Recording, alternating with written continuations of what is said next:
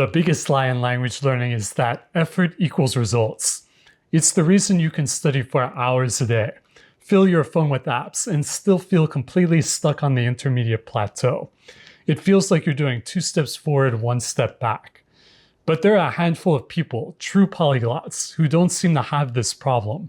They aren't stressed or frazzled, they're calm, focused, and they make consistent progress. It feels like a superpower.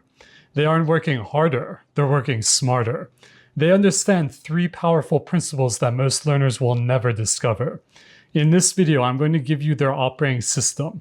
These are the 3 pillars of lifelong language learning: the polyitis engine, the lifestyle paradox, and the myth of raw effort. And the secret to unlocking all of them begins with understanding that first principle, the polyitis engine. So here's what I've learned. If you want to be a lifelong language learner, you need an engine.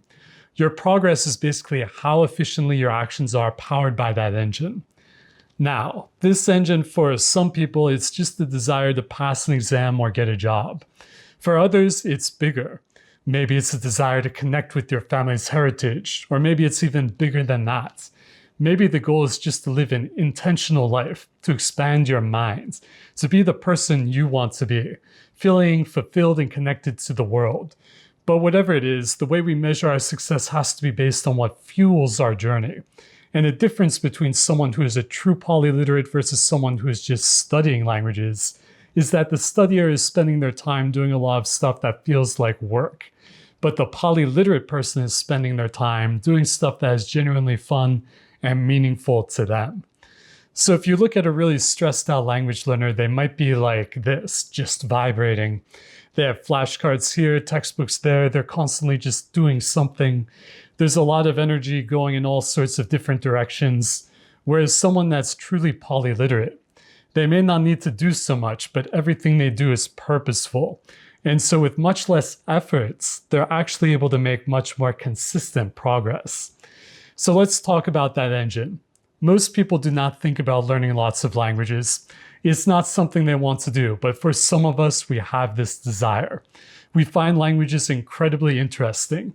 This is a real thing, a phenomenon we can describe. Professor Arguez calls it polyitis. Now, for most people, polyitis sounds like a disease, something to be cured. Your family or friends might say, "Why are you learning another language? You should focus on just one." And so we try to suppress it. We get sucked into this trap of thinking our desire is a weakness, that being interested in many things means we're unfocused. But that's a very narrow, and I would even say naive way of thinking about this quest. Because language learning, at its heart, is a human endeavor, not a machine's. And your polyitis, your curiosity, your passion, that's the fuel. Think about it this way. If you were a professional race car driver, you care a lot about maintaining your car's engine.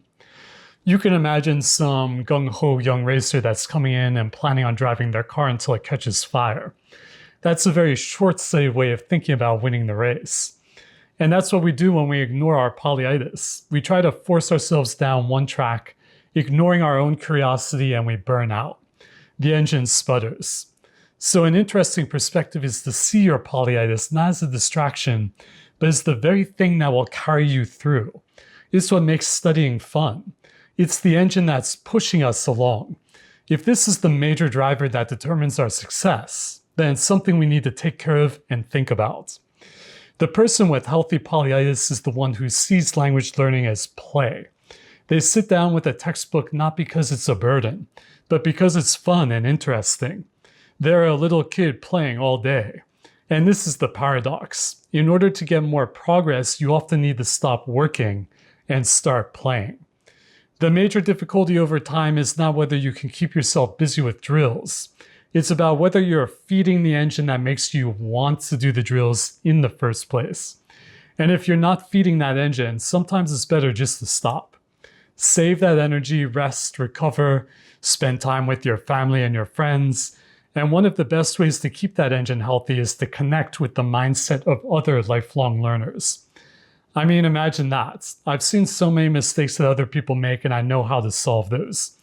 Imagine if you could just get into my mind and then take those core principles like I'm giving you in this YouTube video. But it's just all there for you, perfectly distilled. Is that a dream? No.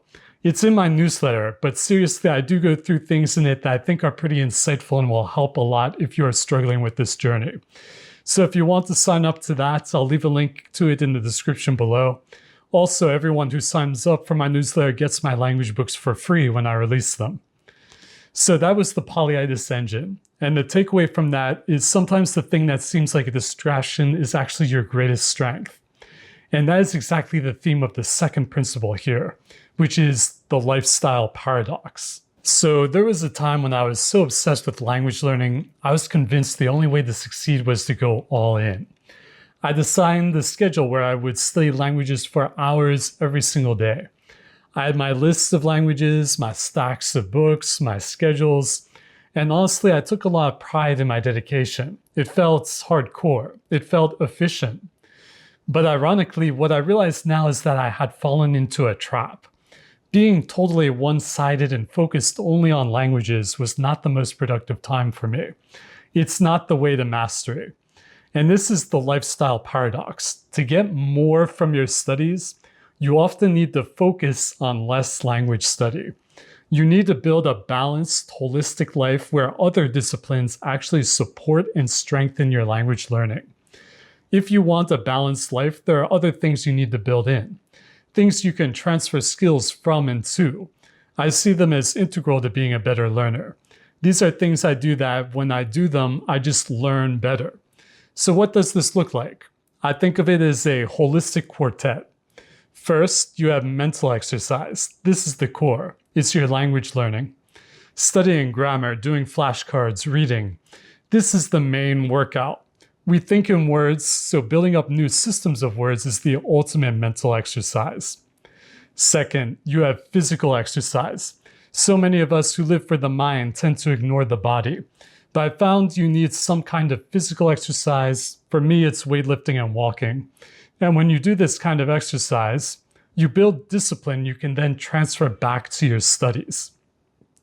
When I don't exercise, I feel my mental acuity just goes down. Third, you need a spiritual or mindfulness practice. This could be prayer, meditation, or breathing exercises like pranayama. It's about counting your breath and being aware of it. This does two amazing things. It calms your mind, but it also develops an internal sense of time. When you know that your effective study time is, say, 15 minutes, you learn to use that time perfectly. You don't need a clock, you can just feel it. And fourth, you need a creative outlet. Look, learning a language is not always a creative act. A lot of it is repetition and memorization, so you need to have something creative in your life too. You might play an instrument. For others, it might be art or calligraphy or writing. This creativity brings a different kind of energy that fuels your learning.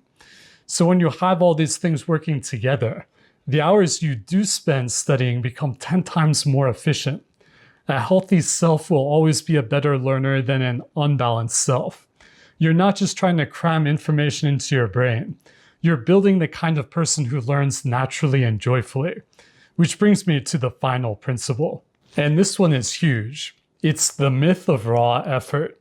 You've heard it before, right? People will tell you, just put in the hours and you'll get good. They talk about language learning like it's a time bank. You need 600 hours for French, 2,200 hours for Japanese and Arabic. So you think your job is just to chip away at those hours. But this is a fallacy. This is probably the biggest thing that holds people back.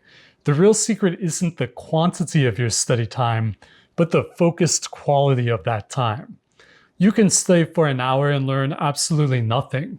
Or you can study for 15 super focused minutes and make real, tangible progress. Attention and concentration are everything. If you're not focused, you are wasting your time. So how do you guarantee focus? You don't. You can't force focus for hours on end. That's a waste of energy. Instead, you build a system that works with your brain's natural tendencies. And for that, I have a practical framework I call the focus trio. First is systematic regularity. This is the absolute key. Frequent small bouts of studying are always superior to infrequent long ones. It's much better to study for just 15 minutes every single day than it is to cram for 4 hours once a week. Why? because that regular daily contact keeps the language at the forefront of your brain. It never gets a chance to get rusty. Second is time chunking. You have to accept that your mind will naturally wander. That's okay. The mistake is trying to fight it. Instead, you need to find your personal focus limit. For me, it's about 15 minutes. After 15 minutes of intense Persian study, my mind starts to drift. So instead of pushing through, I just switch. I'll do 15 minutes of Arabic, then 15 minutes of Japanese, or I'll switch from reading to shadowing. This keeps my brain fresh, engaged, and always in that peak focus zone. And third, this one is a superpower hack. It's the active check-in. Professor Arguez calls it lecturing to the wall. After you read a page or finish a dialogue, you literally have to turn to the wall and summarize what you just learned out loud. Okay, so this chapter was about a family going to the beach, and they used the past tense like this. Can you do it? If you can't, it means you weren't truly focused. You were just glazing over the words. This is the ultimate test of your attention, and it's the best way to make sure what you study actually sticks. So stop trying to be a hero and force yourself to study for hours. It's not about raw effort. Instead, build a system of short, regular, highly focused bursts of study and constantly check in with yourself to make sure you're actually absorbing the material. So those are the 3 principles. First, nurture your polyitis engine. That innate, curious desire to learn is your greatest asset, not a weakness. Treat it like a fun game. Second, embrace the lifestyle paradox. Know that building a balanced, holistic life with physical, spiritual, and creative practices will actually make you a more effective and efficient language learner.